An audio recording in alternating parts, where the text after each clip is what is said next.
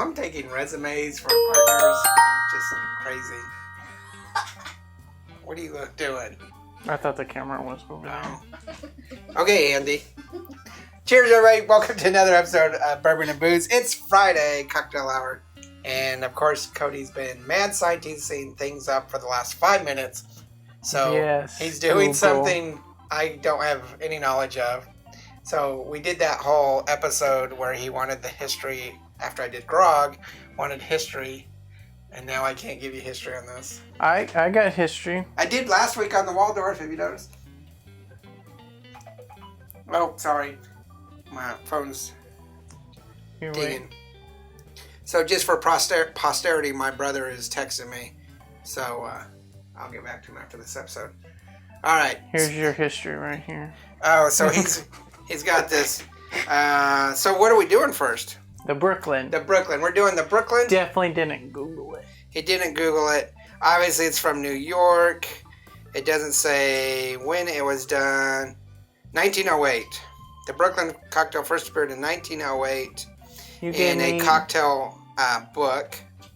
You gave me the job of finding the cocktail. I find the cocktail, and you're not even prepared. Yeah, so apparently this is going to be a updated or alternate version of the Waldorf, which we did last week. Well, I don't know that actually. Just seems similar in its mixing. So I assume we want glasses. Yes, it's a coupe glass like the Waldorf wanted, but we don't have those. No coupes. Alright. I forgot glasses the one time. He forgot glasses. So make away, my good friend. Make away. He's not prepared. It's been a long day. Been a long day. So we'll start off with 2 ounces of rye. And we're just going to use what we usually use. So what rye are we using today? What we usually use? 2 ounces of bullet rye. We got the big bottle for a reason.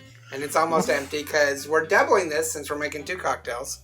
And we do a lot of rye cocktails. 2 ounces of rye.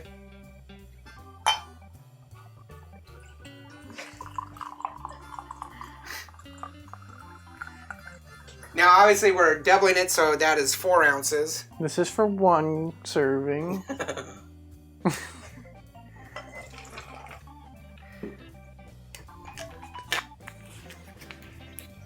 Then... I know. I broke the rule. My phone's on. I know it is definitely your fault this time. Yeah, it is my fault. So Sorry, we got stuff going on. I kind of have to have my phone. 1 ounce dry vermouth. Okay, so dry vermouth, 1 ounce. So he's going to do 2. And this is the Golan, right? I think dry vermouth. So in a change from the Waldorf, we did which was sweet vermouth. And it did a absinthe coat. Yeah, we did an absinthe coat. So this is Golan, right? Or what is it called? Dolan dry vermouth.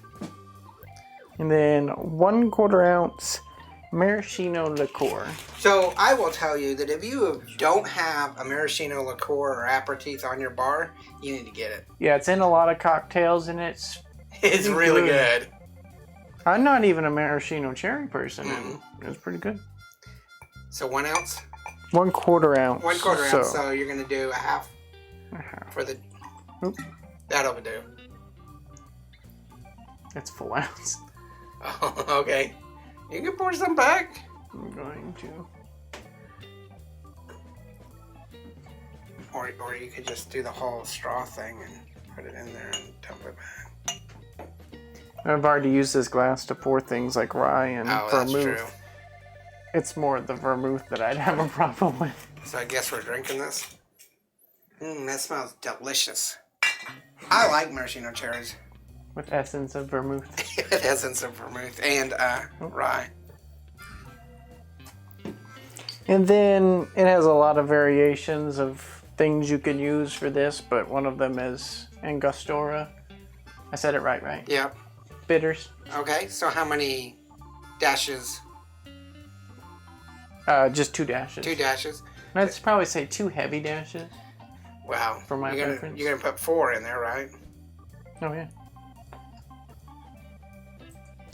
You really like the Angostura, don't you? Yes, I like the Angostura. In fact, we always jump to the Angostura because that's the most common one. for cocktails, but we have all these Fee Brothers and Perchards and a Jack Daniels one. I mean, we have a ton of bitters down here. We are collecting as many bitters as we can. Right, you can't have too many. It's fun, and they're a small bottle, but they do kind of last a while. You don't use a lot.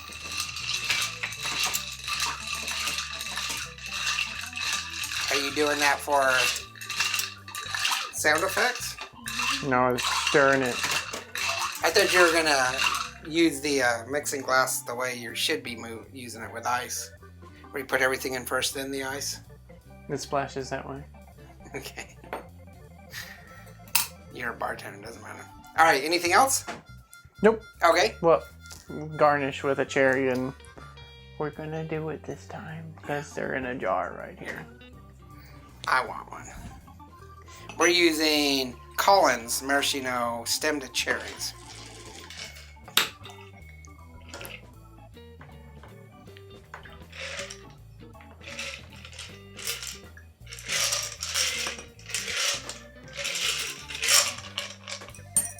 You want one?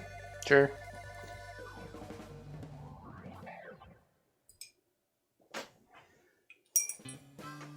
I think it's supposed to go this way. Am I the only one that ever just sat at a bar and asked for the maraschino cherries and just ate them? Yes. I don't think so. All right, these are stemmed.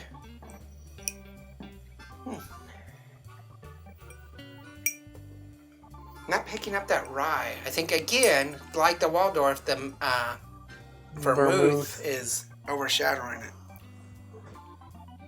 I'm hesitant. Interesting. Can't say it's my favorite.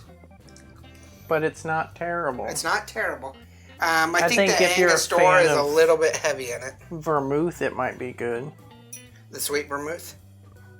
You know what would be I really think the good vermouth is what is if you is did heavy. an absinthe spray and did sweet vermouth instead of dry vermouth. And cut the maraschino. And cut the maraschino. Did some lemon. Then it would be a Waldorf. It is very interesting. It's not something I would turn down, No, but it's no, not no. something I would specifically order. No. But I'm not a big fan of dry. Let me rephrase that. Thing. I would specifically order this to see how a professional bartender made it. Hey, you let your license lapse.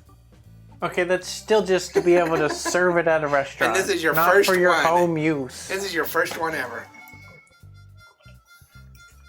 It's interesting. I like it. It's, again, you and I are both not really strong vermouth fans, but it's good. You want some of this? I'm okay. You're just going to eat all the maraschinos? Not a big maraschino person. Tell us what you think about the Brooklyn. Have you had it before? Is there a different thing we should do? Like he said, with the Angostura, there are some alternatives. The Amari. And a spicier rye, too. Something like a True. Sazerac or a, was it Old Forester? Mm-hmm. Yeah, Sazerac might be better. I kind of think the Bullet, I like Old Forester. I'm a huge Old Forester fan, but I think the Bullet's a little bit more spicier. But we do have Acre rye. Yeah. Ooh, the Balcones rye might actually be. Something like very spicy to help cut through the vermouth. That uniqueness of the Balcones rye might add to this. Plus, if you're not a big vermouth fan, you could cut the vermouth again and do a less. Tell us what you think we should do according to this recipe, the Brooklyn. Also, we're always looking for suggestions for other cocktails.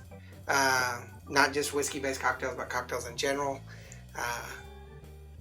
No? Yeah. Yes. Okay, so tell us what you think. Make sure you hit the like and subscribe. Check out Instagram, Facebook, Twitter, and all of our merchandise. And remember, Mondays is our oddity. All sorts of cool different off liquors that aren't whiskey based. Tuesday and Thursday are whiskeys. Wednesdays are, of course, coffees. And then Fridays, Cocktail. what a way to bring in the weekend. And we definitely do a whole lot of hard work trying to find these things, and certainly don't Google 10 minutes before the episode. But what we do, as soon as this camera goes off, he starts mad scientist versions of this. I'm thinking... Yeah. All right. We'll see you next week. Cheers.